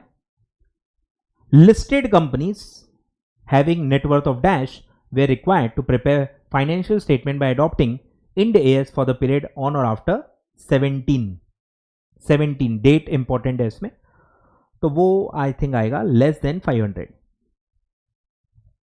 लेस देन 500, एक 16 का है और एक 17 का है, ठीक है, देख लो, पढ़ा होगा आपने।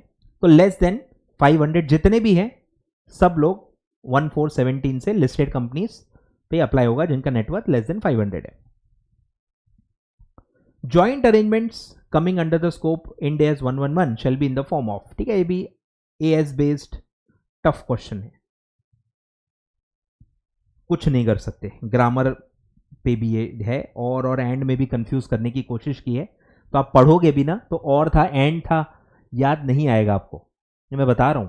काफी बच्चे ना इसको बहुत लाइटली लेते हैं कि पढ़ लेते तो हो जाता, अरे वो देखो ऑप्शन क्या दे रहे हैं, आपसे क्या एक्सपेक्ट किया जा रहा है कि और था कि एंड था, ये भी याद रखो, नहीं याद रख पाओगे, आ रहा है ख्याल में, नहीं याद रख पाओगे इतनी बारीकी से, ठीक है। तो ये और है,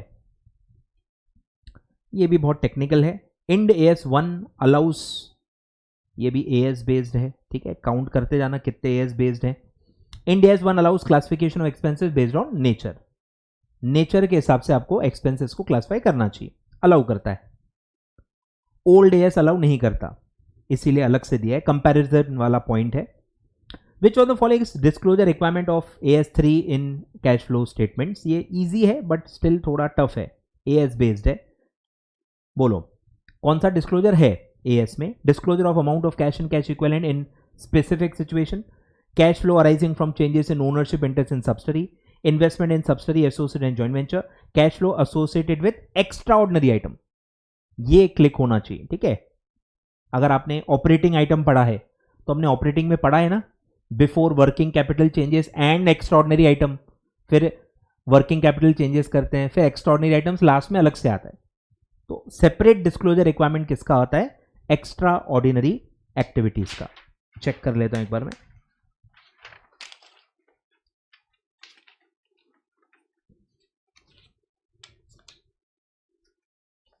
यस, ठीक है, आगे बढ़ते हैं। फिर ये भी आई थिंक जो मैंने डिस्टिंग वो कुछ इंपॉर्टेंट पॉइंट्स बताए थे उसमें से ही है। Preparation of consolidated financial statement is mandatory requirement under, तो ये आता है आई थिंक इंड AS 27, क्योंकि ओल्ड AS में नहीं है, ओल्ड AS में AS में मैंडेटरी रिक्वायरमेंट नहीं है, यस, पर इंड AS में है।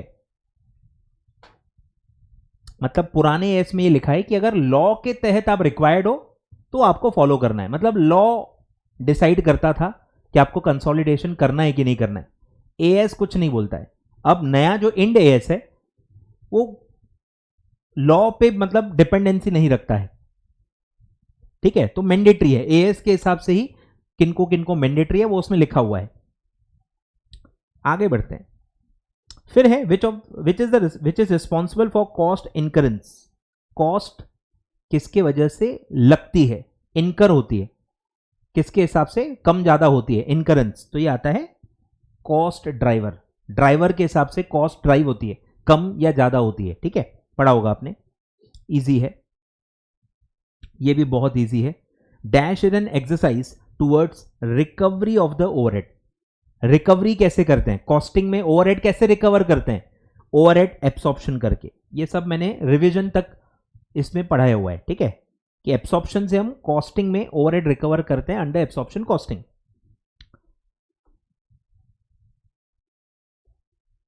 ये थोड़ा टफ है। When responsibility accounting took roots in performance appraisal, मतलब रिस्पॉन्सिबिलिटी अकाउंटिंग को जब परफॉर्मेंस अप्रेजल के लिए यूज करना स्टार्ट किया गया तो कौन सा सेंटर इंपॉर्टेंट हो गया? तो वो है प्रॉफिट सेंटर। अप्रेजल परफॉर्मेंस कैसे देखते हैं? प्रॉफिट से, ठीक है, थोड़ा कनेक्टेड है। फिर इसमें भी कुछ बच्चों को कंफ्यूजन है, आई डोंट नो व्हाई। ये question I think as it is मैंने कहीं या तो मेरे बुक्स में है या कहीं तो ऑलरेडी है, पढ़ाया हुआ है, तो ग्रामर पे आपको थोड़ा ध्यान देना है। एवरी कंपनी स्पेसिफाइड इन, मतलब क्या कि कौन सी कंपनी की बातचीत हो रही है, इसको आइडेंटिफाई करने के लिए आपको कुछ क्लॉज का रेफरेंस दिया है। मतलब क्लॉज का जो रेफरेंस है वो सिर्फ कंपनी को आइडेंटिफाई करने के लिए, क्योंकि लिखा है स्पेसिफाइड इन, ठीक है, तो ये आइडेंटिफिकेशन के लिए कि आइटम ए ऑफ रूल 3 में जो भी कंपनी आती है विच इज रेगुलेटेड सेक्टर, ठीक है, regulated sector is covered in item A, non regulated sector are covered in item B. तो आइडेंटिफिकेशन के लिए कि रेगुलेटेड सेक्टर की कंपनी जो है, साफ लिखा है, आई डोंट नो क्यों कहां से कंफ्यूजन आ गया, लिखा है साफ साफ, शैल gate it's cost record audited. Audited word क्यों नहीं दिख रहा लोगों को? कहां कॉस्ट रिकॉर्ड मेंटेनेंस की बात की जा रही है? कहां? बस रूल 3 है तो बस ये रिकॉर्ड मेंटेनेंस के ऊपर है, ऐसा कहां लिखा है भाई? आधा लाइन पढ़ के पूरा क्वेश्चन कैसे समझ में आ जाता है आपको? हमको भी सिखाओ, पूरा पढ़ना पड़ता है ना भाई, सबको कॉम्बिनेशन करके प्रॉपर पढ़ना पड़ता है। तो पहला जो पार्ट है वो कंपनी आइडेंटिफाई करने के लिए, एक बार आपको समझ में आ गया कि कौन सी कंपनी है, अब करना क्या है, तो वो उनको ऑडिट कब कराना है, शैल gate it's cost records audited if the overall turnover of the company from all its products and services during the immediately preceding financial year is. तो आपने एक जो चार्ट पढ़ा है बस वो उसी पे क्वेश्चन है, ये ऑडिट का क्वेश्चन है। तो वो आता है 50 और मोर, क्योंकि ओवरऑल है of all the products, overall all the products की लिमिट है 50 और मोर। ठीक है क्या? साफ साफ लिखा है, मुझे तो समझ में नहीं आ रहा। ऑडिटेड वर्ड साफ साफ लिखा है तो आप उसको कैसे इग्नोर कर सकते हो? ठीक है, आगे बढ़ते हैं। ये इजी था, ये भी इजी है, ध्यान दो। Cost auditor appointed by the category of company specified in rule 3 of cost audit shall continue in such capacity as cost auditor. मतलब ऑफिस कब तक वो कंटिन्यू कर सकते हैं कॉस्ट ऑडिटर, तो आपने पढ़ा होगा, तो वो है D, till the expiry of 180 days और till submission of the audit report whichever is later. ठीक है, विच एवर इज लेटर, सही है। तो ये आपका सिंपल क्वेश्चन है। आगे बढ़ते हैं, फिर ये भी सिंपल है। Form of filing cost audit report with the central government, company जो सेंट्रल गवर्नमेंट में फाइल करती है विच इज CRA 4। याद आ रहा है कुछ? 3 में ऑडिटर कंपनी को देता है, 4 में कंपनी सेंट्रल गवर्नमेंट को देती है। ठीक है, आगे बढ़ते हैं। ये थोड़ा सा अंदर का क्वेश्चन था, ये थोड़ा मैं कहूंगा टफ था। मतलब पॉइंट्स कुछ कुछ होते हैं ना, नजरअंदाज हो जाते हैं, है पढ़ते भी हैं पर नजरअंदाज हो जाते हैं क्योंकि इंपॉर्टेंट नहीं होते। तो उस पर भी क्वेश्चन आ गया है। ऑर्गेनाइजेशन लेवल कॉस्ट करके एक लाइन आपको मिलेगी नोट्स में, मॉड्यूल में भी है, शायद मेरे नोट्स में भी मिल जाएगी। तो वो कहीं उसका आगे काम ही नहीं आता, उसका आगे कहीं काम ही नहीं आता, तो इसलिए बस वो एक ही लाइन वहीं रह जाती है, उसका कहीं कनेक्शन ही नहीं आता, तो अपन भूल जाते हैं। तो उस पर भी क्वेश्चन पूछ लिया गया है।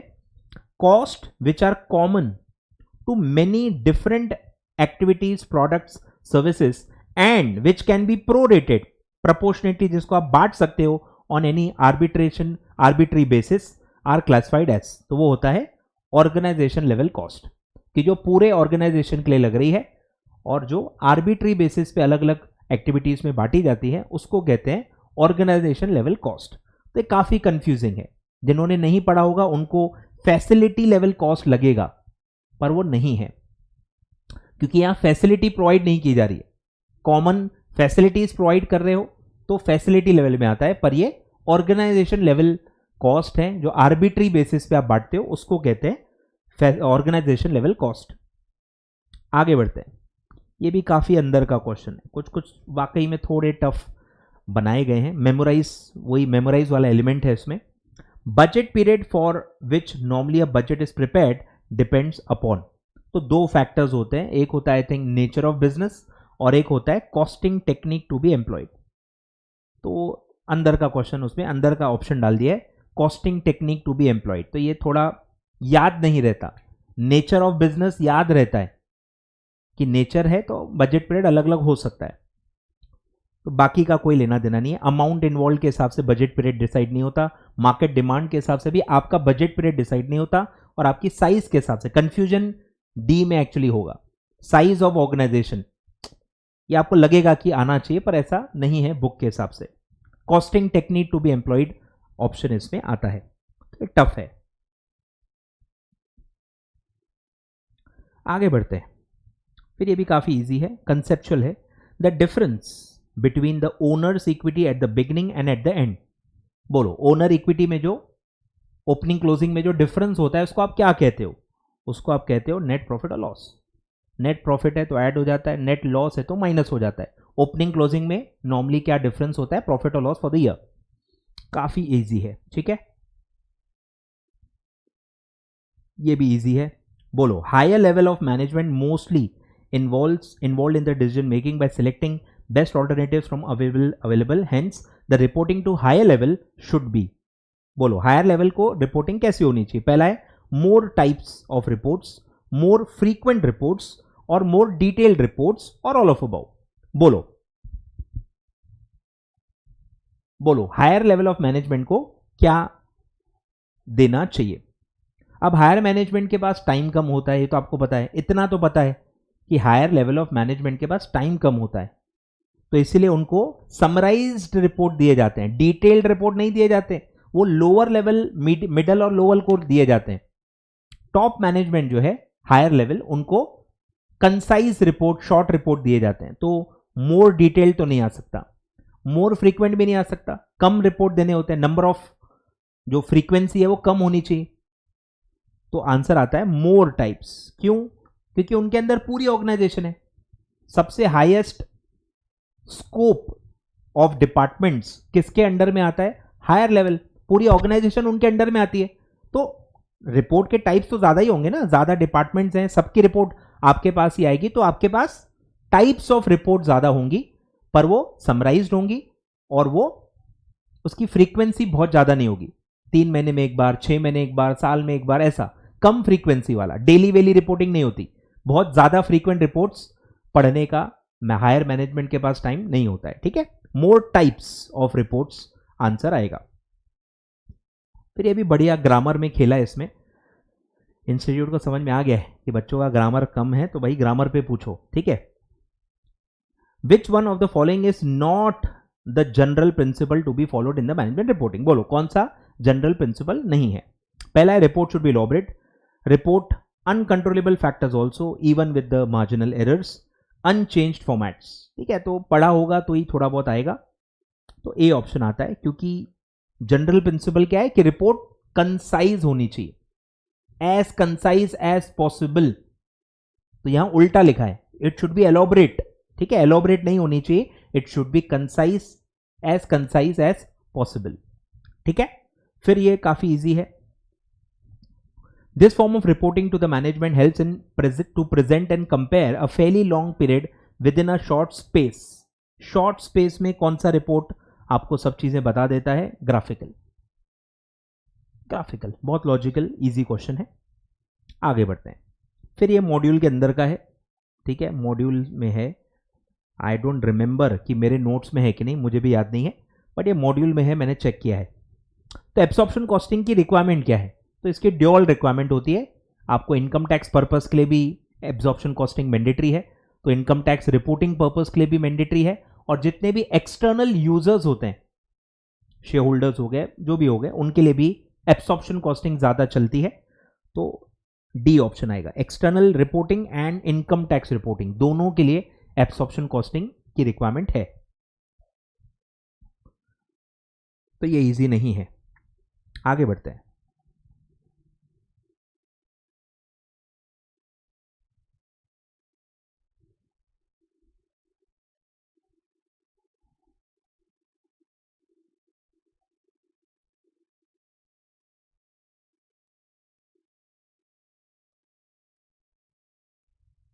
चलो, ये भी काफी इजी है।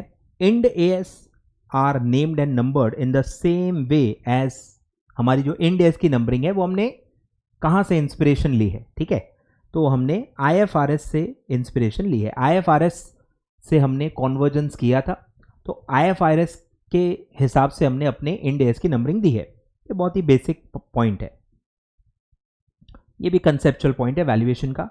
Valuation of shares based on the rate of dividend is suitable for small share holder. हमने पढ़ा है कि आप कितने शेयर्स होल्ड करते हो, उस पर डिपेंड करता है कि आपका मेथड कौन सा होगा। स्मॉल शेयर होल्डर हो तो डिविडेंड के हिसाब से आपका वैल्यूएशन निकाला जाता है, और अगर आप लार्ज शेयर होल्डर हो, कंट्रोलिंग शेयर होल्डर हो, तो अर्निंग के बेस पे आपकी वैल्यूएशन निकलती है। तो ऐसा क्यों, वो पूछा है। Why? Because they are interested in dividends, their investment is small, they will hold shares for a short period and they have no access to the stock markets। बोलो क्या होगा? तो ऑप्शन आएगा they are interested in dividends.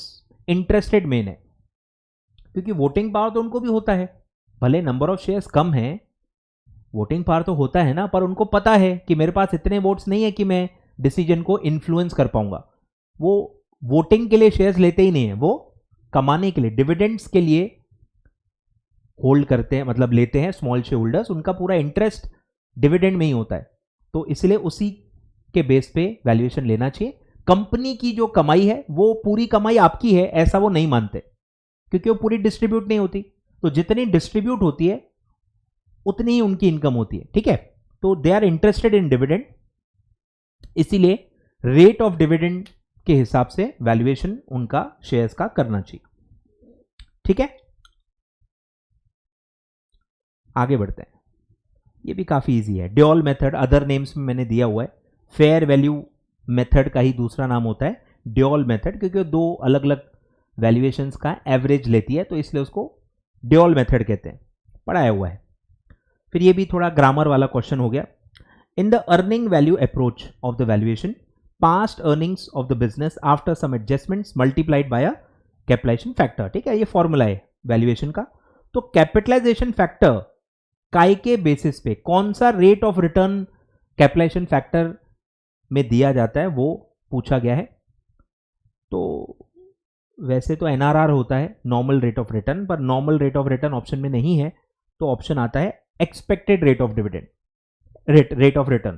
तो expectation के हिसाब से capitalisation rate निकाला जाता है। ठीक है, स्टैंडर्ड रेट तो कुछ होता नहीं है, मिनिमम मैक्सिमम भी पूरे चैप्टर में कहीं भी नहीं होता, तो फैली मतलब आप अंदाजा लगा सकते हो कि एक्सपेक्टेड रेट ऑफ रिटर्न ज्यादा बेटर ऑप्शन है। आगे बढ़ते हैं।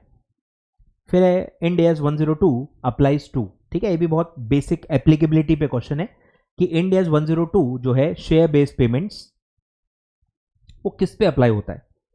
तो वो सब पे अप्लाई होता है। कोई भी शेयर बेस्ड पेमेंट है किसी को भी, तो वो पूरा एएस उस पर अप्लाई हो जाता है। तो वो आता है both employ and non employ. Non employ को भी आप शेयर बेस्ड पेमेंट कर रहे हो तो भी आप पे ये इंड एएस अप्लाई हो जाते हैं। ठीक है, आगे बढ़ते हैं। ये भी आई थिंक रिपीट क्वेश्चन है, आ चुका है, इजी है, आई थिंक एक दो अटेम्प्ट पहले ही आया था। Which method of transfer pricing should be followed when the supply division is a monopoly producer और user division is a monopoly consumer? Monopoly है तो कौन सा मेथड सुटेबल है? Opportunity cost transfer pricing. Opportunity cost के basis पे pricing होनी चाहिए। ठीक है, ट्रांसफर प्राइसिंग में बहुत इंपॉर्टेंट पॉइंट है। अब ये भी थोड़ा टफ है, मुझे टफ लगा, बहुत कंफ्यूजिंग है। ठीक है, बहुत हद से ज्यादा कंफ्यूजिंग है, और ये line as it is module में नहीं है, आउट ऑफ मॉड्यूल है, कंसेप्ट बेस्ड है, पर नहीं मिला मुझे मॉड्यूल में, तो नहीं मिला, मेरे बुक में भी ऑब्वियसली नहीं है। मॉड्यूल में नहीं है तो मेरी बुक में कहां से आएगा?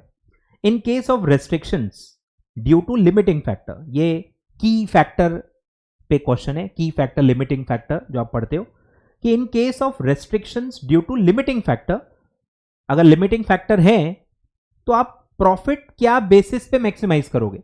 तो इसका मेरे हिसाब से जो आंसर आता है, जो हमारे सीए की पढ़ाई में होता है, वो होता है कंट्रीब्यूशन पर यूनिट ऑफ की फैक्टर। यूनिट, ये जो यूनिट है, एक कौन सा यूनिट ये दिया नहीं है, आपका जो आउटपुट है वो यूनिट, की जो आपका लिमिटिंग फैक्टर है वो यूनिट। तो एक्चुअल में मेरे हिसाब से जो हमने पढ़ा है, मैंने पढ़ा है, वो होता है कंट्रीब्यूशन पर यूनिट ऑफ की फैक्टर। की फैक्टर का जो पर यूनिट होता है उसको आप मैक्सिमाइज करने की कोशिश करते हो। तो वो वर्ड्स थोड़े से मिसिंग थे, इसलिए मुझे थोड़ा सा कंफ्यूज हो गया मैं। तो बोलो कि अगर आपका की फैक्टर है, मतलब आप जितना चाहो उतना बना नहीं सकते, देयर इज अ लिमिटेशन कि आप कितना बना सकते हो, तो आप प्रॉफिट को क्या बेसिस पे मैक्सिमाइज करोगे? तो ऑलमोस्ट चारों ही ऑप्शन सही लगते हैं फ्रैंकली। हाईएस्ट पीवी रेशो, क्यों नहीं, डेफिनेटली हो सकता है।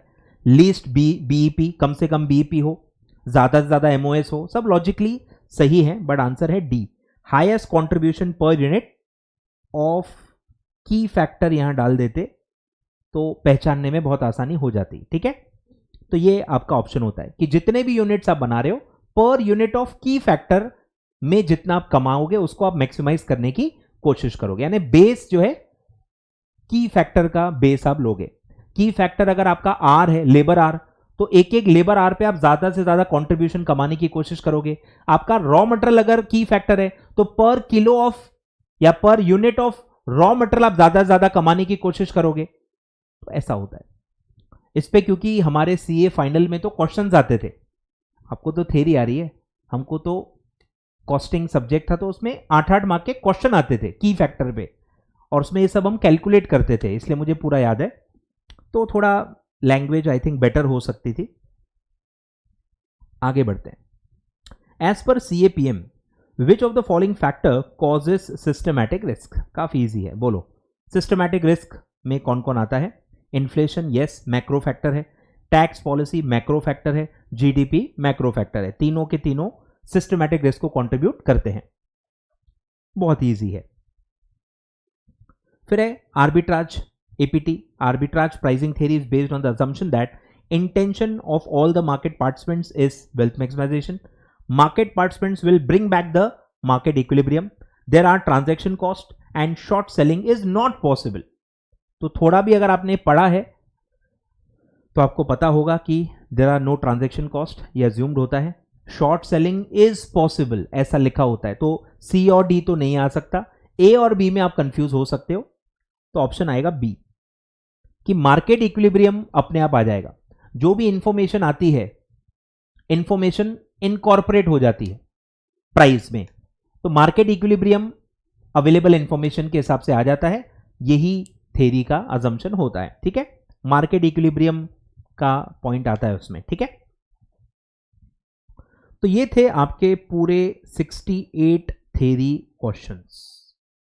तो एक छोटा सा मैं आपको एनालिसिस करके बता देता हूं। तो ये इजी नहीं था भाई, इसको मैं इजी नहीं बोलूंगा, ठीक है। इजी वाला गिन लेते हैं। 1 2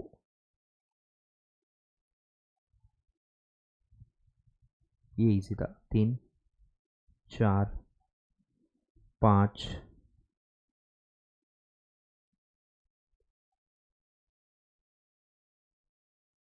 ये इजी नहीं था। 5 6 नहीं था, ये ठीक है। 7 8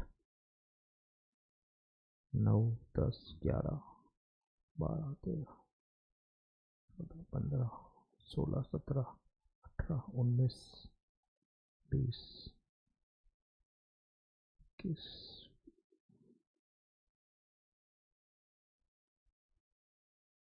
22 23 24 25 26 27 28 29 30 31 32 37 37, ठीक है। काफी क्वेश्चन मैंने इजी में नहीं काउंट किए हैं, जो कि थे टफ थे। मैं ओवर द टॉप ज्यादा नहीं करता। 37 क्वेश्चंस मेरे हिसाब से इजी थे। मतलब थ्योरी में सेफली कह सकता हूं आधे से ज्यादा थ्योरी क्वेश्चन इजी थे। मीडियम भी नहीं कह रहा हूं, इजी थे। मीडियम टफ चलो ठीक है, तो इसलिए कह रहा हूं कि 37 क्वेश्चन तो मेरे इजी थे यार। प्रैक्टिकल में भी अगर आप देखोगे 32 में से मैं बोल रहा हूं आधे क्वेश्चन इजी होते हैं, तो 37 प्लस 16 मतलब 50 प्लस तो इजी हो गए। तो 50 से नीचे तो आपको आनी ही नहीं चाहिए। तो ये मुझे भी आज तक नहीं समझ में आया।